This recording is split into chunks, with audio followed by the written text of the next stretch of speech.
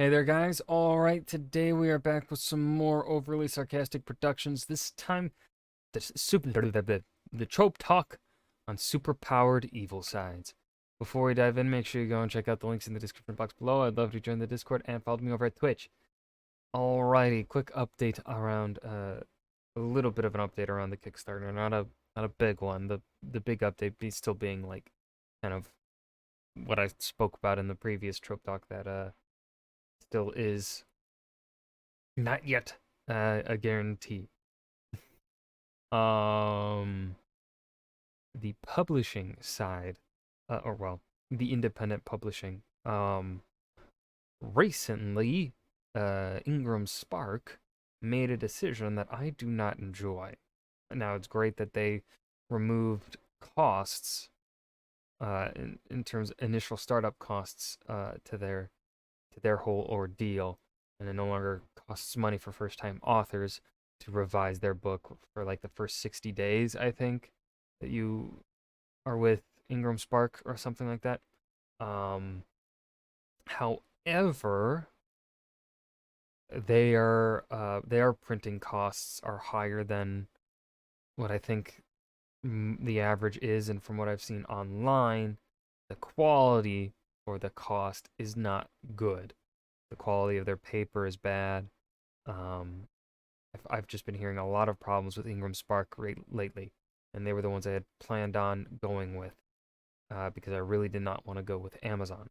However, it looks like I might be stuck having to go with KDP, Amazon's publishing thing, because it's cheaper, better quality, and they won't take as much of a cut as I think Ingram Spark is going to take. Because in addition to the costs of printing the book, Ingram Spark is also going to charge a permanent 1% printing, 1% royalty charge or whatever. So like in addition to taking money from you for the printing fee, they are going to be taking an additional 1%. And so because they already have their printing costs are already pretty high compared to the average from what I've heard online from indie authors. They're gonna take they're gonna take more out, and so that's just going to lead to higher book cost. And I do not want to do that. I do not want to make my books fucking expensive. I want to kind of from pretty well priced, um, so yeah, still trying to fucking figure things out. So yeah, superpowered evil sides though. This should be fun. Let's dive in. This video was sponsored by Campfire Blaze, or maybe it's Campfire Blaze's edgy palette-swapped alter ego. This may come as a shock to many of you, but I watched a lot of anime in high school. I know. Please withhold all affronted gasps till the end, but it's true. I would never have suspected it, Red. And if there's one trope anime loves more than giant swords, uncosplayable hairstyles, and underage girls with quintuple G-cups, Yeah. it's superpowered evil sides. It's gotten a little less popular since the rise of what I like to call the soft boy shonen anime, the subgenre pioneered by My Hero Academia, where the shonen protagonist is also a total soft boy. But for a while there, you couldn't turn around without smacking into an anime with a superpowered evil side in it. Now, the concept of the superpowered evil side is simple. Our protagonist is I mean, I wouldn't. I guess Orochimaru is an extremely superpowered evil side.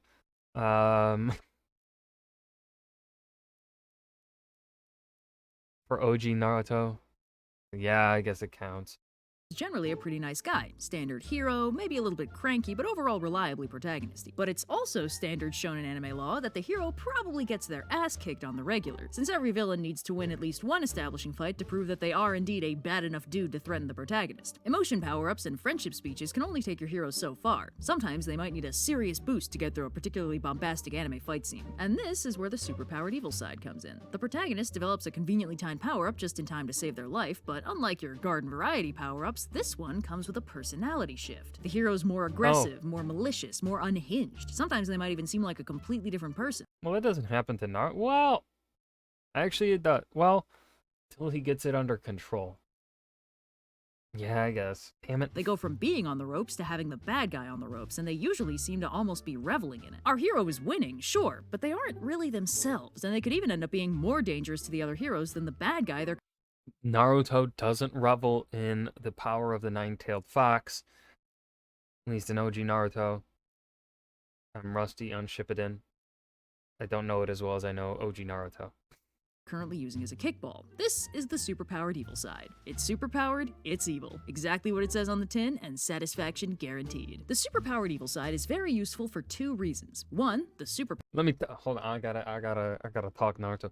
In the land, this is one of the reasons why the Land of Waves arc is my favorite arc, because it's the first time we really see. I think it is the first time we really see the nine-tailed fox come out, in pretty much full glory, and I mean, not to mention that Zabuza and Haku are amazing antagonists, and like I think the last time I watched it, I teared up a little because of Haku and Zabuza. I mean, we get Kakashi doing some badass fucking shit. Like, it's just Land of Waves arc is amazing. There's so much like, it's so the planning on both sides trying to outsmart the other. It's just phenomenal. I love the Land of Waves arc. But yeah, like just it was so satisfying having Naruto go fucking ham to protect Sasuke. It was touching. It was so touching. And then, then like the only other moment really where I feel like that gets matched for me in OG Naruto doesn't come until the final battle, the battle between Sasuke and Naruto when they are fighting in the final valley for the first time, and Sasuke leaves. That's like the only other time where I was just like, yeah, let's fucking go. But because also the Sasuke retrieval arc is really good too. But yeah, fucking love Land of Waves arc, man. Sorry. powered part. go Power-ups on are that very tangent? convenient because they let your hero win, and since most shonen anime fights are basically just mashing two action figures together until one of them buckles or a limb drops off, a power-up is a nice way to escalate the mashing with some loud glowy auras and a lot more environmental damage. The other useful feature is, unsurprisingly, the evilness. See, this helps counter the inherent bustedness of the power-up. Because having a power-up in reserve usually totally unbalances a good hero-villain matchup, most power-ups come with some kind of price to still give the bad guys a chance post-power-up. Maybe the hero can't do it on command, or it makes the hero weaker in some other way, or it's got some kind of time limit before it becomes too physically taxing to sustain, or it completely debilitates them afterwards so they'll be totally helpless if they don't win with it. But with the superpowered evil side, the trade-off is that the hero straight up becomes evil. This lets the power-up part be as strong as the writer needs it to be because the hero can't just use it willy-nilly, since they'll fully lose control and potentially end up becoming more of a problem than the original problem. Now, the exact nature of the superpowered evil side varies a lot from story to story. While they're all both superpowered and evil, those can mean a lot of different things. For instance, some superpowered evil sides are pretty reliable and consistent and don't change much with repeated use, but a lot of them aren't and instead grow stronger every time they're used. While this would be pretty broken for any other power-up, the evilness helps balance this out by also getting stronger every time. The risk-reward ratio stays pretty much constant as the risk of getting stuck Again, I just love how, specifically in OG Naruto, Shippuden got a bit out of hand for me with, it kind of became more what you would expect from Dragon Ball. I didn't really care for that. But OG Naruto and the way everything was handled, I thought was chef's kiss. all evil and stuff rises along with the reward of kicking the bad guy's butt. Two notable classic shonen anime leaned on this option, first Inuyasha and then Bleach. Both featured protagonists whose superpowered evil side was almost its own split personality that got stronger and stronger every time the hero lost control. In Inuyasha's case, when the half-demon protagonist's magic sword is broken in the creatively titled episode Tetsaiga Breaks, it turns out it was actually working as a restraining bolt to keep his powerful demon blood in check, and with it destroyed, he gets way the hell stronger and scarier and unleashes a very cathartically satisfying can of whoop-ass on the demon who'd been been wiping the floor with him for the last 15 minutes. The problem is, the demon blood is actually corruptive. Like, it's physically too strong for his human side, and every time he transforms, it takes another nibble out of his human soul. This isn't just flavor text. Each time he transforms, he's noticeably more volatile, even losing the ability to speak after a while. It basically turns into a chronic medical condition that the bad guys start leveraging to screw with the heroes, since after a while, a sufficiently evil vibe in the area is enough to overwhelm the sword's power and force him to transform, turning him into a mindless, feral living weapon against his friends. Very dramatic, very cool. Unsurprisingly, it's weak to the power of love and hugs, but Inuyasha's a romance first and a shonen anime second, so that's not really a surprise. Meanwhile, in the case of Bleach, Ichigo's hollow side is introduced fairly early on as a super strong, super violent, maniacal asshole with a really sweet-looking face mask who mostly just shows up to effortlessly curb stomp the bad guy until Ichigo musters enough heroic willpower to dramatically rip his mask off and go back to getting his butt kicked. He gets progressively stronger and harder to suppress as the story progresses, although after a fairly standard issue battle in the center of the mind, the hollow side chills out enough to turn into a non-evil power-up, with one minor relapse later on where a particularly dramatic near-death experience turns him into a crazy strong superpowered evil side for a little while. But it's actually not uncommon for superpowered evil sides to lose the evil part over time. Lots of people forget this thanks to pop culture osmosis and narrative drift, but the first time Dragon Ball Z showed us a Super Saiyan, it was pretty solidly a superpowered evil side. When Goku first transforms during the Frieza arc, it's in a moment of uncharacteristic pure rage, and the first sign that he's not exactly himself is that he doesn't seem to be having a good time fighting. This is Goku we're talking about. He's got like 2 brain cells, and one of them spends all its time pinging between the 3 receptors for food, fighting, and friendship. But no, this Goku is silent, stoic, and completely unfazed by all of Frieza's sassing. He even toys with Frieza, who up to this point has spent several episodes kicking the ever-loving crap out of him, his friends, and his family. The fight suddenly goes from a desperate uphill struggle just to survive to being completely unbalanced in the other direction. Even the narrator calls it an unsettling transformation, and the peanut gallery wastes no time in pointing out that Goku is really not acting like himself, and that this fun-loving goober who can't help but enjoy himself even when fighting for his life and the survival of his planet is now completely focused on making Frieza suffer for killing his friend. It was cool as hell, and a fantastic payoff for the season's buildup of this mysterious alien prophecy of an ultimate deadly Saiyan warrior and the only thing Frieza truly feared. And then, well, basically the minute they finish the Frieza saga, the Android saga starts. We meet Trunks minute 1, and suddenly Super Saiyan is the power-up du jour. Everyone and their 6-year-old can do it by the end of the arc with 0 personality shift or negative consequences. It's explained as basically just being a matter of training. Once you get used to it, it stops being all evil and stuff, but it also strips away all the coolness factor and officially heralds DBZ's long, slow, painful slide into power creep, where every new transformation is essentially one use only before it becomes outstripped by the next villain and rendered completely pointless. Now, See, that's the and that's the problem that Naruto fell into, is the power creep, especially in Shippuden, and because it's like trying to find ways to make the villains more powerful, right, than what we've faced before, and that's hard to do. Like, my main issue with Shippuden is that it goes against the theme of Naruto, which is supposed to be the newer generation is better than the previous one. But then the ultimate villain of Shippuden is a dude from like 100 years ago, is Madara Uchiha, who's been dead and was like was one of the founders of the Hidden Leaf Village, and then comes in. And then they introduce the fucking aliens and that are immortal, and again is going against the whole theme of Naruto of the younger generation surpassing the older. And it's like that theme only applies to the heroes, and I don't care for that. I don't like that. If you have a theme, the theme should apply. Like, the theme is overarching. It's everything. It does not just apply to your protagonist. It does not, it just does not apply to one singular thing. It applies to everyone in your story. I really didn't. That's why I really do not like Shippuden, even though it has some really cool moments. But yeah, power creep is a problem.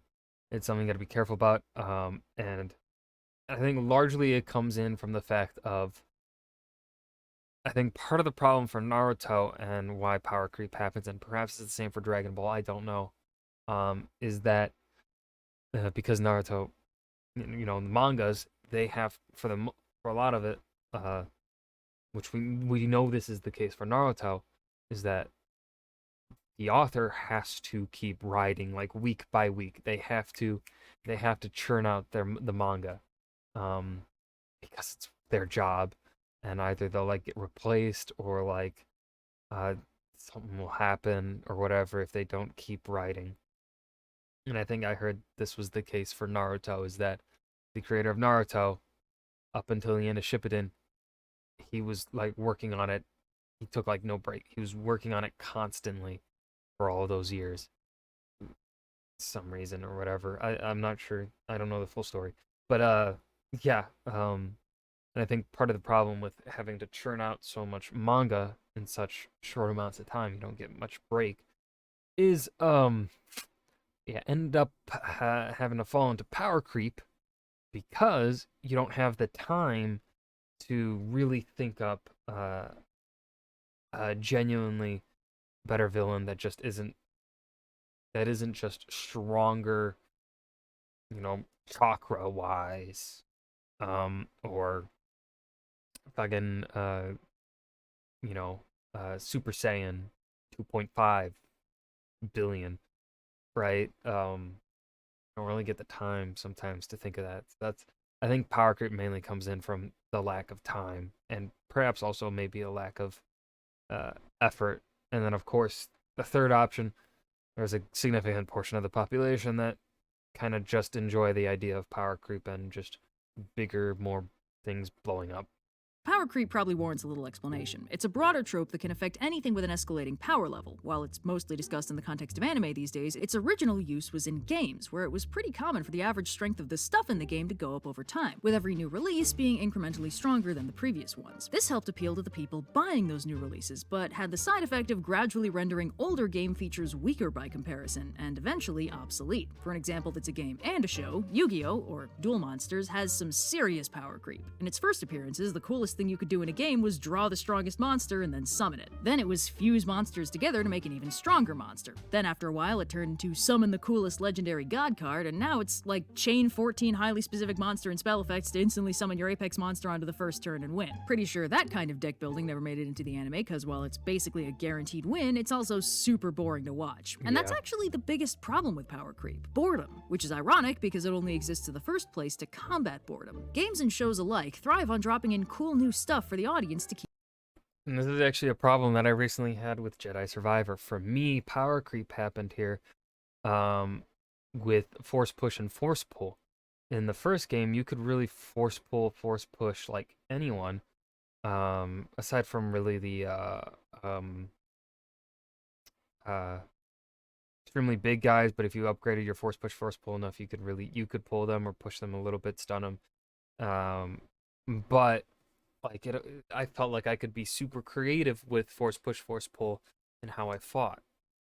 In the new game, Jedi Survivor, fucking like everyone, you come, even the fucking grunts, they have a way to counteract that power, and it's just like I get it from a gameplay perspective, but from an in-universe perspective, it don't make sense. Keep them interested. And sometimes they drop in cool new stuff that's so cool, or at least strong, that it retroactively invalidates all the previous cool stuff. And that loops back around to being not cool because it makes all the earlier stuff feel pointless. Like, And for me, that is actually I do not like. This is why I don't like the uh what Naruto Shippuden did, and with the prophecy of Indra and Asura. Uh, I didn't like that. I just like the idea of Naruto and Sasuke just being two rivals that just want to be the best. They weren't like predetermined to be super powerful, you know? That's what it came across. Like, even if that may not have been the intent, that they're predetermined to be super powerful, everything else shown to us within Naruto Shippuden tells us, kind of insinuates, it almost pretty much is like, it's a damn guarantee that they're going to be super powerful, you know? And I didn't like that. Imagine your hero is questing for Excalibur, right? This amazing, legendary blade wielded by King Arthur Pendragon, destined only for the hand of its chosen and the one true king. And after half a season of trials and tribulations and proving himself, the hero finally gets Excalibur, proves himself worthy, draws the sword from the stone, gets a sweet-looking makeover, and turns. Well, I believe in a lot of cases, I think originally Excalibur was not the sword in the stone. The sword in the stone was simply symbolic, and then Excalibur comes from the Lady of the Lake. I know my fucking King Arthur, bro. Turns the tables on the season antagonists in one glorious stroke. And then next season, they're like, hey, bad news. This new bad guy, put up his Excalibur-proof shield, so now you need to get, Caliburn. It's like Excalibur, but way cooler. It's got, like, 3 more powers. And maybe just to be sure you're gonna do it, we're gonna break Excalibur, just so, you know, you don't get too comfortable. But don't worry, Caliburn is just as cool, we promise! But it's not just as cool, because even if the sword is new, the story isn't. The first time your hero proves himself worthy and gets an amazing magical weapon, we're all very impressed. The second time, we're less impressed. You'd think 2 magic swords would be twice as cool, but in practice, you're just telling us we shouldn't have valued the first one so much. Yeah. Why get invested in a power-up if we know the story is gonna make it obsolete in one? This is going into what we were talking about in the last trope talk of investment and promising payoff. Yeah, fight. this is Power amazing. creep afflicts a lot of power-ups, but superpowered evil sides are a lot less vulnerable to it than more benevolent power-ups, since a normal power-up usually gets nerfed after one use, so it doesn't become the instant win button. But the inherent trade-off of the superpowered evil side means you can use it for drama more than once before. That's kind of how I felt about the Rasengan. Once Naruto fucking got it, it's like, oh, this is like an extremely hard thing to do. It's super overpowered. And Naruto just starts like, you know, using it all the time, but everyone keeps countering him. It's like, I'm here to watch ninjas do a bunch of cool different stuff, and then they, like, this is why Naruto towards the end of the OG Naruto falls off for me. Especially hard falls off for me after Naruto learns the Rasengan. It's because it's just, it's all he does. I want, that's why I like Sasuke more, because Sasuke does a bunch of stuff, but even then Sasuke falls into that trap in, like, Shippuden, really, or, well, he also starts doing it quite a bit in, at the same, when he learns the Chidori, is he's just doing lightning stuff. You've established that there's a bunch of different powers in this world. Have our 2 heroes using all these different powers in creative fucking ways, man. Before putting it on the shelf. Plus, power creep exists to combat boredom and stagnation, but the drama inherent in the evilness can do that pretty well on its own. The superpowered evil side popping up doesn't mean the hero's gonna win and everything will be fine. It just means we've swapped out one problem for another problem that is significantly more nuanced to fix. But it's still not immune to power creep and can sometimes end up disappointingly nerfed by it. After all, if the superpowered part loses its luster, then the risk. And this is what happened in Boruto, with Naruto and Kurama, friendship.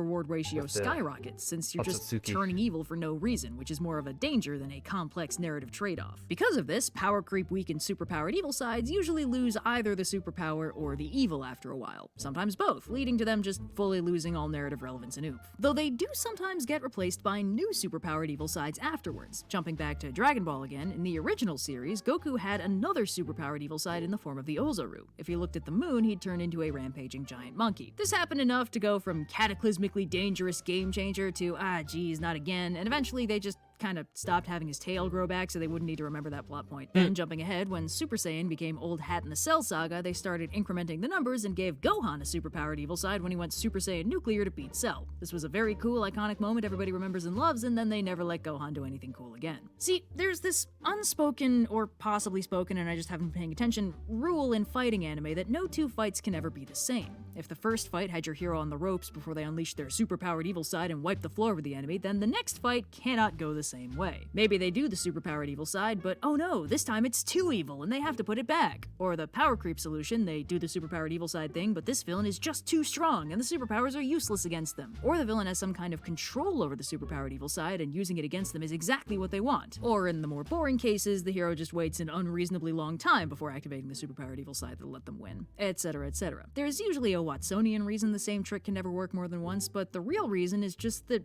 well, the writer thinks that'd be boring. And most of the time, they're right. Jumping back to Bleach real quick, there was a fairly early appearance of the superpowered evil side that was very dramatic, where it popped up in the middle of a very dramatic fight, and then Ichigo heroically fought it off and apologized to his enemy for the interruption in possibly the funniest moment in the show. And then in a filler arc, like 30 episodes later, the exact same thing happened beat for beat. It even starts with him catching the bad guy's sword and then looking up all, oh, look, I'm evil now, look at my mask. And the number of people who like Bleach and really liked that first moment, but felt it got really cheap because then it happened exactly the same again, but worse, kind of demonstrates that this trope really does need to be mixed up on every use or it just ends up getting tired. Anyway, most of the actual interesting development comes from the other side of the trope, the evil bit, because a superpowered evil side can be evil in a lot of different ways. Some of them are functionally split personalities that are internally at war with the protagonist. So I think someone's told me this before, but I forget.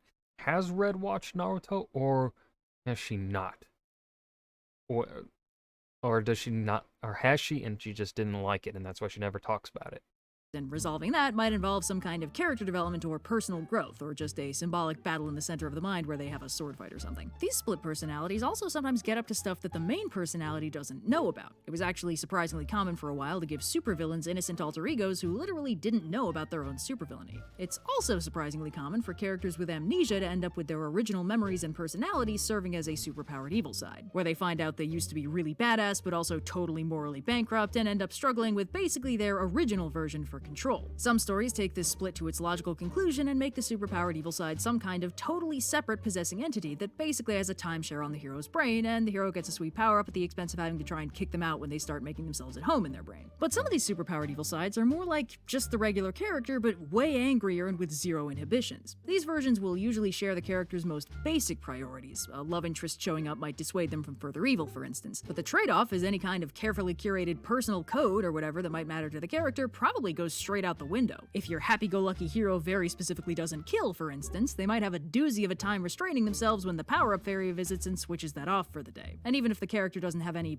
deeply held personal creeds for the superpowered evil side to ignore, an otherwise chill and usually nice hero can still end up dishing out a startling amount of damage when they drop the chill and niceness for a minute. And some superpowered evil sides are basically feral. Instead of being the character but meaner, it's more like the character's not home right now, can their primal instincts take a message? This is like the werewolf approach to the superpowered evil side, kind of a beast within scenario. In some cases, a split personality superpowered evil side might temporarily get repurposed as one of these if the hero nearly dies and they transform as a survival mechanism. Once again, the most powerful fix for this is the power of love. A conveniently placed love interest can often convince the rampaging protagonist to chill out and calm down. And the drama of a completely uncontrollable rampaging force of nature turning back into a good guy to avoid hurting their one true love is the kind of narrative play that really gets the shippers out in force. It's good for drama is what I'm saying. One popular non-anime example of a superpowered evil side is a Spider-Man classic you're probably familiar with, the Venom symbiote. What Peter initially thinks is just a fancy black suit with infinite webbing and a quick change feature turns out to actually be a sentient alien parasite influencing his personality towards evil, or at least towards self-centered motivations. While the symbiote is a character in their own right and has been portrayed many different ways across different media, the symbiote is usually at least a little bit evil, though how that manifests varies a lot from story to story. Usually the way the story goes is the symbiote starts off working as a superpowered evil side for a generally heroic nice dude Peter Parker, before escalating in villainy and getting kicked out of his brain in a dramatic battle in the center of the mind and slinking off to bond with Peter's estranged former friend Eddie Brock, becoming the supervillain Venom. In the legendary work of cinema that is Spider-Man 3, the symbiote initially functions as a Type 2 superpowered evil side, lowering Peter's inhibitions and making him angrier and more of a dick, although this Peter is also a huge dork, so the symbiote just kinda makes him an even bigger dork. But in some versions, like the one in the cartoon Spectacular Spider-Man, it's more of a Type 1, where the symbiote starts off pretty much mindless, but develops a personality of its own and starts acting out more and more, leading to one very noteworthy fight where Spider-Man takes out the entire Sinister Six with terrifying efficiency, all while completely silent. And then we find out that Peter was actually asleep the whole time, and the symbiote took his body out for a crime-fighting joyride. That's spooky. Peter no likey. Now, while it may seem a bit redundant, some villains actually have superpowered evil sides. In rare cases, the villain is usually actually pretty nice, maybe even Yeah, when Spidey goes quiet, Spidey's scary. heroic. But right now, the superpowered evil side is in charge, and that's the one you gotta watch out for. But sometimes this is more like a second form in a boss fight. The relatively manageable unmanageable bad guy you were dealing with just whipped out a backup personality with a totally different moveset, and now you're in a world of trouble. So this trope has a few corollary tropes that show up wherever it does. By far the most relevant one is fighting from the inside, a catch-all trope for a character under some kind of control using heroic willpower to resist it. This can be subtle, like a single dramatic tear falling from their otherwise dispassionate face, or it can be really unsubtle, which usually means a lot of yelling and head clutching. Hell, sometimes we actually zoom into their head to see them symbolically fighting the superpowered evil side for control, typically known as a battle in the center of the mind. This gets used with every superpowered evil side variant, but it sees the most mileage with the split personality and the feral variants, since those are the ones where you can most easily make the argument that the hero is trapped in their own mind. If nothing seems to be working to snap them out of it, that usually just means a love interest is about to tearfully drop a love confession that the hero may or may not remember when they instantly snap out of it. Remember, it's all about the drama.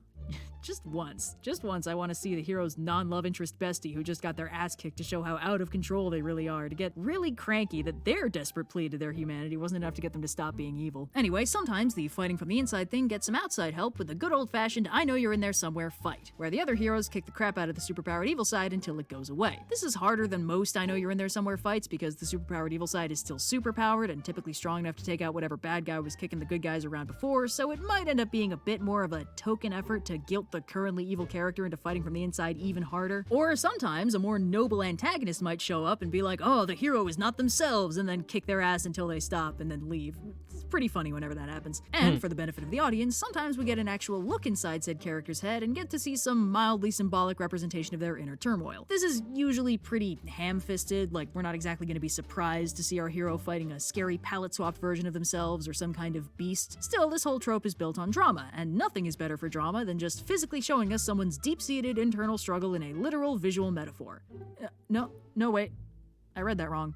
Plenty of things are better for drama than that, but there's nothing wrong with a little ham-fistedness once in a while. Anyway, the main difficulty with this trope is power creep. But more than that, there are two contrasting problems that can really hurt this trope. The superpowered evil side can just get tired from repeated use, but it can also become unreliable or boring if it's constantly being reworked or discarded in favor of some new power-up. The overuse problem is obvious. The first time your hero heroically fights off their superpowered evil side and trades the power-up for keeping their humanity, that's really cool. But the second time it plays out the exact same way, it's a lot less cool. This trope, like all tropes, is a tool, and if you use it the exact same way twice, it can lose the impact. But that doesn't mean it needs to be fundamentally changed every time. Lots of writers keep evolving the superpowered evil side so it never manifests the same way twice, which is theoretically workable, but can also result in a Super Saiyan scenario, where it just gets totally nerfed after its debut and loses all potential drama and future exploration. The superpowered evil side can evolve over time, but it can also just be a consistent character trait like any other ability or flaw. Like any character trait, while it can change and develop, it doesn't need to in order to keep the character interesting. We just need to see how it works in different situations. Like, maybe we've seen how it works in a straight fight. It takes over, kicks ass, then goes away again. But what about if the heroes are trapped and suddenly the superpowered evil side kicks in from the stress and now the heroes are locked in with it? That's a whole different ballgame. Or this new villain wants to draw out the superpowered evil side, so it's not the automatic win condition for the fight. There's all kinds of ways to play with this trope without having to constantly upgrade or rework it that doesn't involve dulling it with repeated use. It's a difficult balance to strike, but when done right, it can make for some really fun character drama.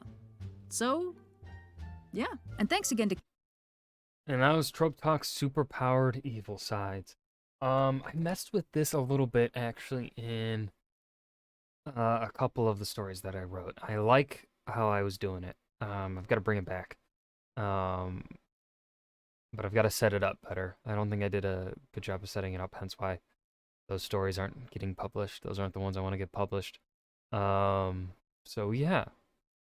It's a fun trope to mess around with, and I mean, yeah, if you just want bigger, better, bigger fights, more destructive fights, it's a good thing to use, I would say. But yeah, that was Trope Talk Superpowered Evil Sides. I hope you guys enjoyed. Remember to hit that like button and subscribe for more, and I will see you guys in the next video.